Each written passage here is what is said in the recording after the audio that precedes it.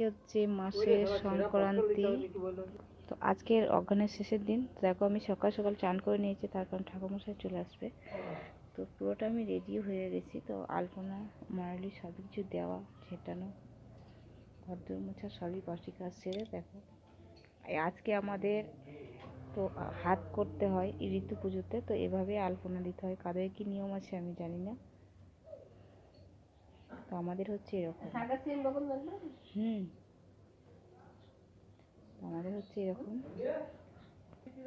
তো দেখো আমি পুরোটাই কিন্তু আলপনা দিয়েছি। তো আজকে হাত করতে হয়।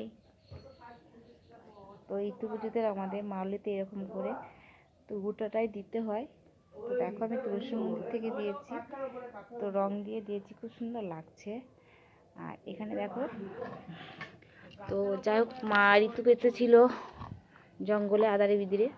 তো দেখো এটা হচ্ছে আমের ঘটের জন্য নিয়েছি আমের পাতা, বেল পাতা,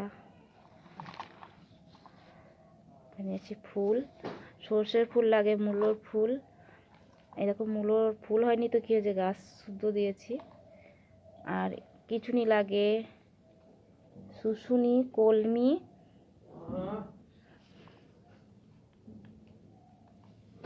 ধুবো, মানে এগুলো সব একটা পাকিয়ে ঠাকুরমশাই এসে দেবে এগুলো একটা। তো জঙ্গলে মা ঋতু পেতে ছিল, তো লতা পাতা নিয়ে আমাদের একটা পেছে ঢাকা দিতে হয়। তো আমি ওখানে সব কিছু রেডি করে নিয়েছি। তো যাতে ঠাকুরমশাই চলে আসবে ঝটপট, তবে রেডি করে নিয়েছি। আর দেখো এখানটা কিন্তু ফলগুলো রাখেছি। আর আমাদের একটা বিশেষ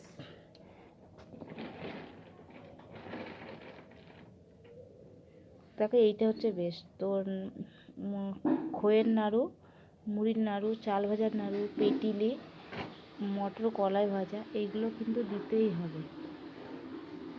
মা ঋতু যখন পেতেছিল জঙ্গলে তখন কিন্তু এগুলোই লেগেছিল। তো লতা পাতা দিয়ে এইগুলোই ছিল। তো আমাদের পূর্ব পরিচিত মানে এগুলোই দিয়ে আসছে, তো এগুলো আমাদের দিতেই হয়। আর আতপ চাল তো বেশ একটু লাগবেই, তার কারণ এটা দিয়েই মা জঙ্গলে ঋতু পেতেছিল, তার জন্য এই খই মুরগিটা আগে আমাদের দিতেই হয়।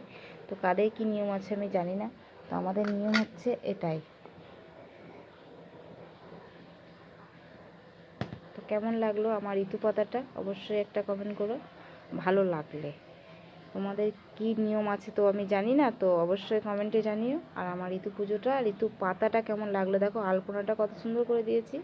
তার কারণ উঠোনে যতটা মারলি হবে আমাদের, তো ততটাই আলপনা দিয়ে ঢেকে দিতে হয়, এই কারণেই আমি এইরকম করে দিয়েছি। আর আমাদের পুজোর শেষে পেছে ঢাকা দিতে হয়। তো এখন ঠাকুরমশাই আসেনি, এই জন্য আমি পেছেটা ঢাকা দিয়েই রেখেছি। তো তোমাদের কি নিয়ম জানি না, অবশ্যই কমেন্টে জানিও। আর আমার ঋতু পাতাটা কেমন লাগলো, তোমাদের সবাইকে অনেক অনেক ভালোবাসা, অনেক শুভেচ্ছা রইল।